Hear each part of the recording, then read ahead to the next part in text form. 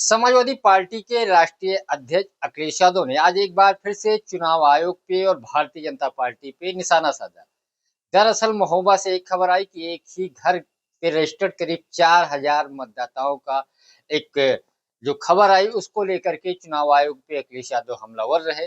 साथ ही अपने कार्यकर्ताओं से कहा कि वोट चोरी और वोट कटे ना, अपने जो वोटर हैं इसका ध्यान रखना होगा। बूथ का प्रबंधन आप लोगों को बेहतर करना होगा। 2027 के विधानसभा चुनाव को लेकर के उन्होंने अपने नेताओं को मंत्र भी दिया। साथ ही भारतीय जनता पार्टी पे आरोप लगाया कि भारतीय जनता पार्टी चुनाव आयोग से एक तरीके से समझौता करके चुनाव जीतती है, चुनाव में हेरा फेरी करती है। यहाँ तक कि आयोग पे भी आयोग लगाया। मेरे पास है प्योर पाव भाजी का मसाला, पाव भाजी मसाला, पाव भाजी को टेस्टी बना डाला, सबका राजा आल प्योर मसाला। अखिलेश यादव ने कहा कि आयोग बीजेपी से गठबंधन करके भाजपा को चुनाव जिता रहा है।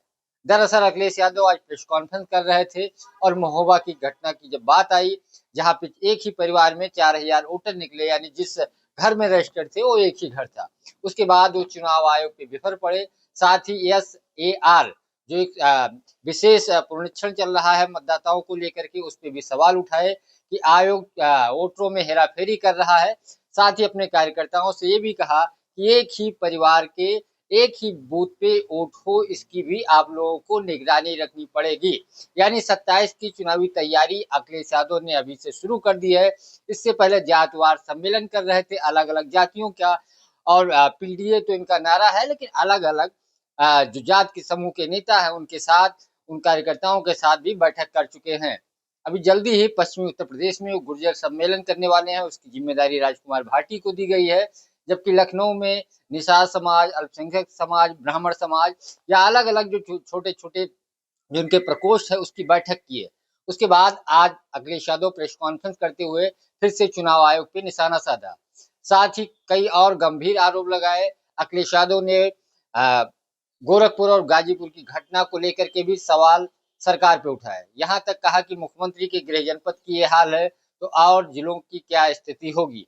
मैंने सुना था कि कोई देर रात अधिकारी गया था और मैंने सुबह अपना सोशल अकाउंट खोला तो इनकाउंटर नहीं हुआ, लेकिन अभी जब मैं प्रेस कॉन्फ्रेंस कर रहा हूँ तब मुझे जानकारी मिली इनकाउंटर हो गया। तो इनकाउंटर करने की जरूरत क्या थी? इस पे भी लगातार इनकाउंटर पे भी समाजवादी पार्टी के राष्ट्रीय अध्यक्ष सवाल उठा रहे हैं। कुल मिलाकर के अपने कार्यकर्ताओं को एक मैसेज दे रहे हैं कि वोटर लिस्ट में किसी भी प्रकार की गड़बड़ी नहीं होने पाए। अगर गड़बड़ी होगी तो चुनाव जीतना मुश्किल होगा।